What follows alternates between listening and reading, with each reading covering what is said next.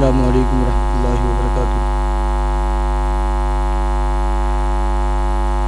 نحمده ونصلی علی رسولہ الکریم، اما بعد، اعوذ باللہ من الشیطان الرجیم، بسم اللہ الرحمن الرحیم۔ اطیعوا اللہ واطیعوا الرسول واولی الامر منکم فإن تنازعتم فی شیء ردوه الی اللہ والرسول۔ صدق اللہ العظیم وصدق رسولہ النبی الامین المکین الکریم، ونحن علی ذلک لمن الشاہدین والشاکرین والحمد للہ رب العالمین۔ ان اللہ وملائکتہ یصلون علی النبی یا ایھا الذین آمنوا صلوا علیہ وسلموا تسلیما۔ اللہم صلی علی سیدنا وشفیعنا وحبیبنا وکریمنا مولانا محمد مبارک وسلم صلی اللہ تعالی علیہ وسلم۔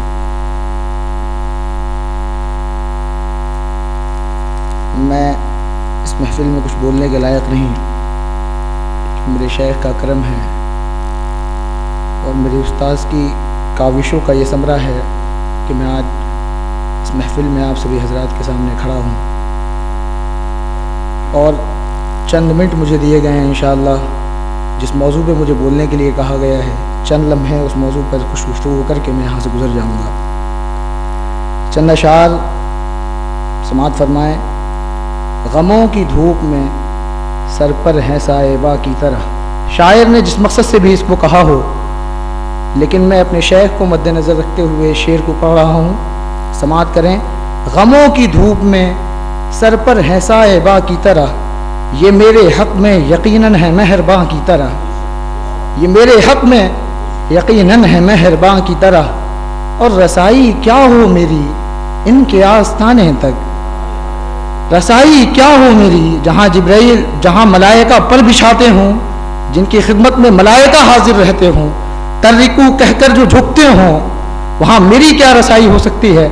یہ ان کی کرم فرمائی ہے کہ اپنے در پہ بلایا اور کچھ مجھے سکھایا، جو میں آپ کے سامنے بیان کر رہا ہوں۔ رسائی کیا ہو میری ان کے آستانے تک، میں ذرہ خاک کا یہ بحر ذوفشاں کی طرح، میں ذرہ خاک کا یہ بحر ذوفشاں کی طرح، گلوں کی طرح مہکتی ہے گفتگو ان کی، گلوں کی طرح مہکتی ہے گفتگو ان کی، نمایاں لب پہ تبسم ہے کہکشاں کی طرح، گلوں کی طرح مہکتی ہے گفتگو ان کی، نمایاں لب پہ تبسم ہے کہکشاں کی طرح، اور جو میری سمت، میں آپ لوگوں کو حاضر رکھتے ہوئے شیخ سے التماس فرماتا ہوں کہ میری سمت نہیں، ہماری سمت، جتنے لوگ ہم یہاں حاضر ہیں، ہم سب کی سمت ایک نظر التفات ہو جائے۔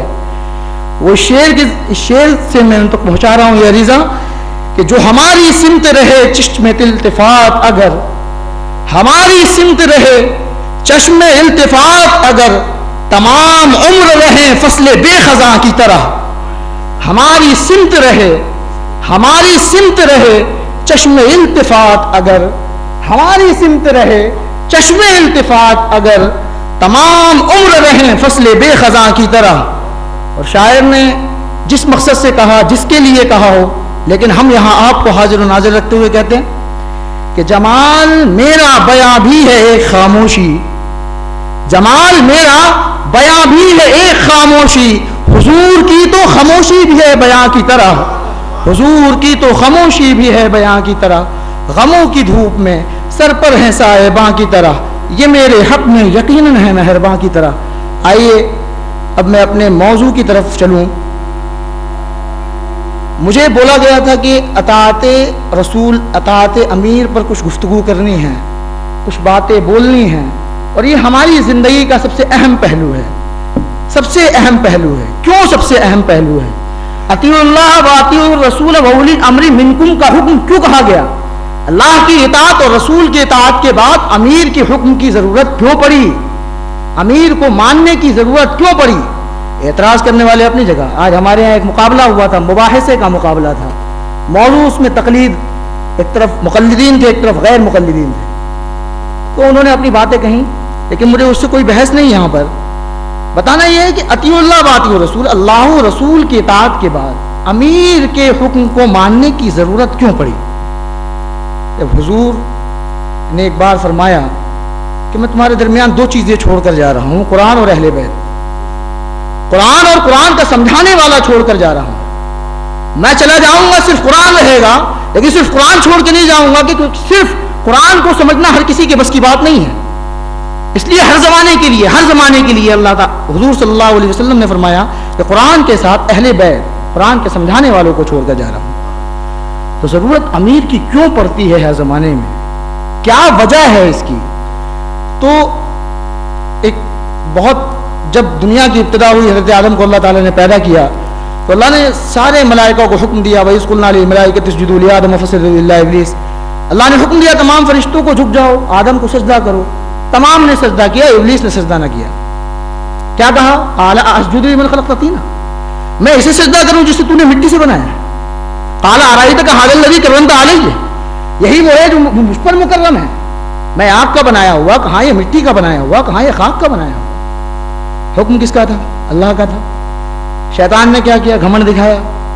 تو اس نے وہیں پر قسم کھائی. کیا قسم کھائی؟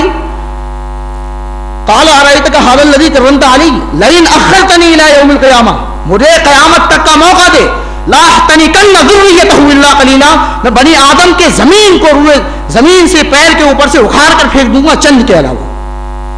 کیا کہا؟ لا احتنکن ذریتہ، سب کو اکھاڑ دوں گا، الا قلیلا، الا قلیلا. تو جو حکم دیا گیا اولی الامر منکم کا، تو وہی قلیل لوگ ہیں. 23ویں پارے میں اللہ تعالیٰ نے بیان کیا. کیا بیان کیا؟ ترجمہ سنیں. شیطان نے بولا کیا بولا؟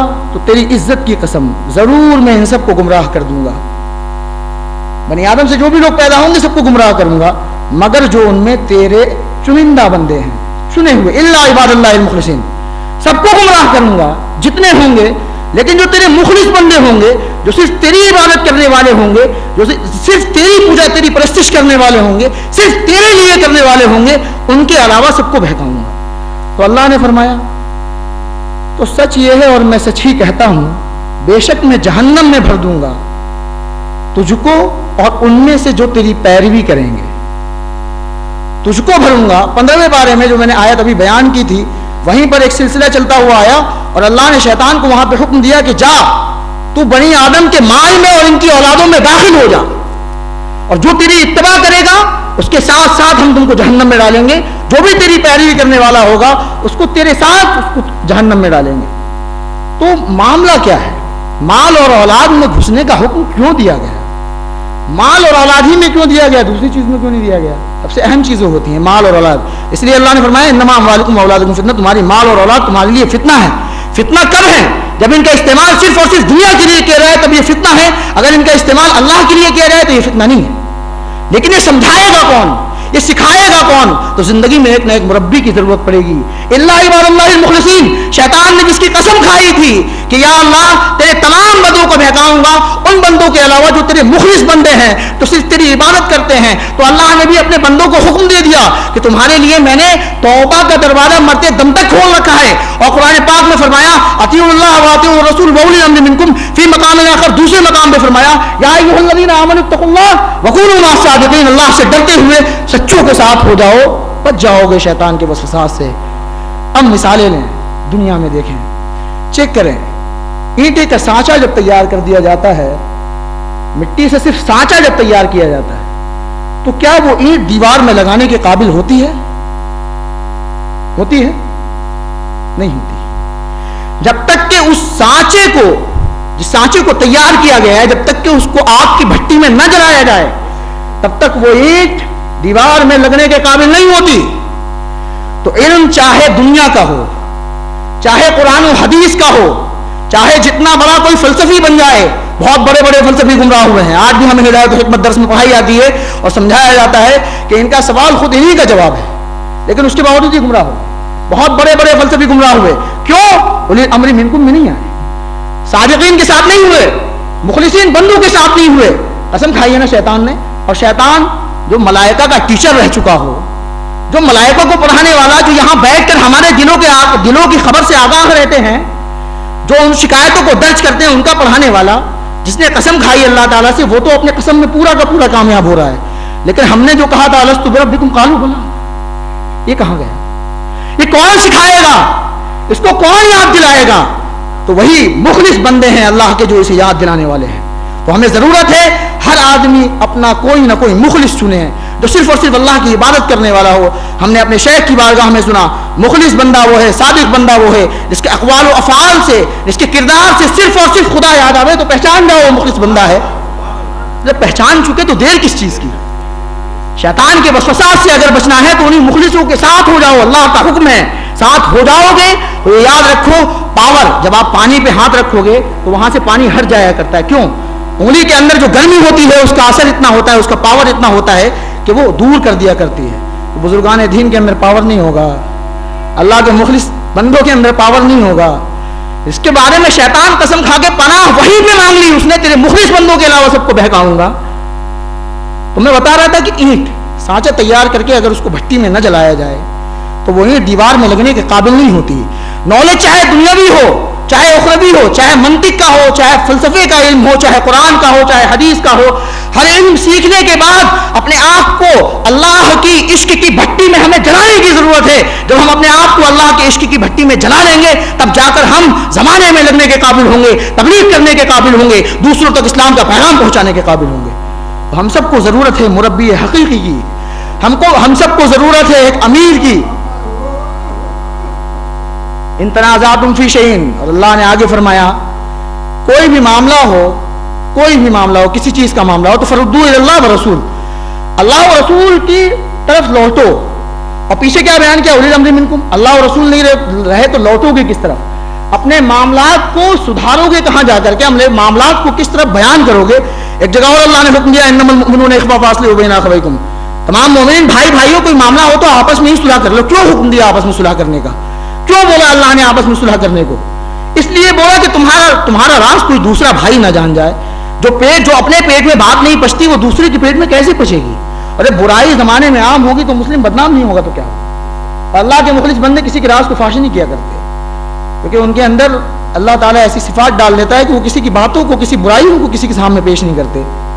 तो जरूरत है इस चीज की कि जो भी कोई मामला हो हमारे यहाँ, दुनियावी मामला हो, उखरवी मामला हो, कोई भी मामला, अल्लाह का हुक्म है किसी मुरब्बी के पास जाकर हर मामले को पेश करें। बस एक मिसाल आपके सामने दूंगा और उसके बाद मैं गुजर जाऊंगा। मिसाल वो ये है कि ये घड़ी देख रहे हैं, इस घड़ी को हर कोई देखता है कि नहीं? हर कोई देखता है ना, चाहे वो आलिम हो, फाजिल हो, कारी हो, गुंडा हो, डकैत हो, इंजीनियर हो, डॉक्टर हो, कोई भी हो, किसी भी फिरके से ताल्लुक रखने वाला हो, वो इस घड़ी को देखता है ना। किसी अक्लमंद ने घड़ी से सवाल किया, कहा जरा ये बता कि तुझे हर कोई क्यों देखता है? अरे अशरफुल मखलूकात हम हैं, हर कोई हमें क्यों नहीं देखता? हर कोई हमें क्यों नहीं देखता, सिर्फ घड़ी को क्यों देखता है? घड़ी ने बोला अरे मेरे नक्शे को नहीं देखते, ये मेरी सूरत को नहीं देखते, मेरे हुस्न को नहीं देखते, मेरे अंदर जो चलने वाले कांटे हैं ना उन्हें देखते हैं, उनसे सवाल कर जाके। अक्लमंद था, कहा चलो भाई फसलु अहले जिक्र का हुक्म है ना, जो जानता हो उसके पास जाकर सवाल करो वरना जाहिल रह जाओगे। तो अहले जिक्र हैं हमारे दरमियान, वो अक्लमंद था, सवाल का जवाब उसे चाहिए था, आगे बढ़ा, कांटों से सवाल किया तुझे हर कोई क्यों देखता है? कांटे ने जवाब दिया कि मेरे पीछे जब तुम डायल का जो सिस्टम है अगर उसको हटा कर देखोगे तो वहां एक मेरा मुरब्बी बैठा है। कौन बैठा है? मुरब्बी बैठा है। जब तक मैं अपने मुर्शिद से रिश्ता जोड़े रहती हूँ पूरा जमाना मुझे देखता है, और जब मेरा रिश्ता, मेरा ताल्लुक मेरे मुर्शिद से टूट जाता है जमाना मुझे देखना बंद कर देता है। जब तक सहाबा ने अताअते रसूल, सहाबा अताअते रसूल में बंधे रहे, सहाबा ताबईन तबे ताबईन जब तक जुटे रहे, मिले रहे, तब तक मामला यह था, जमाना उन्हें देखता था। और आज भी याद कर रहा है, आज हमने इताअते रसूल छोड़ दिया, इताअते अमीर छोड़ दिया, तो भला जमाना हमारी तरफ क्यों देखेगा? ये घड़ी, ये दुनिया के एशिया, ये दरख्त शजर, ये हैवानात, ये सूरज, ये परिंदे, ये सब कुछ एक ही पैगाम देते हैं, क्या? इसी से अपना रिश्ता कायम कर लो, ऐसे से कायम करो कि हर कोई तुम्हें हर वक्त देखे। ये घड़ी यही पैगाम दे रही है, जब तक चलती है तब तक हम देखते हैं, और नहीं चलती तो कोई नहीं देखता। तो जब हम किसी से अपना रिश्ता जोड़ेंगे, किसी ऐसे से जोड़ेंगे जिससे जोड़ने का हुक्म कुरान ने दिया है, तो बखुदा कह रहा हूं जिस गली से गुजरोगे, जिस कूचे से गुजरोगे, तो कहने वाला ये कहेगा फला का दीवाना जा रहा है।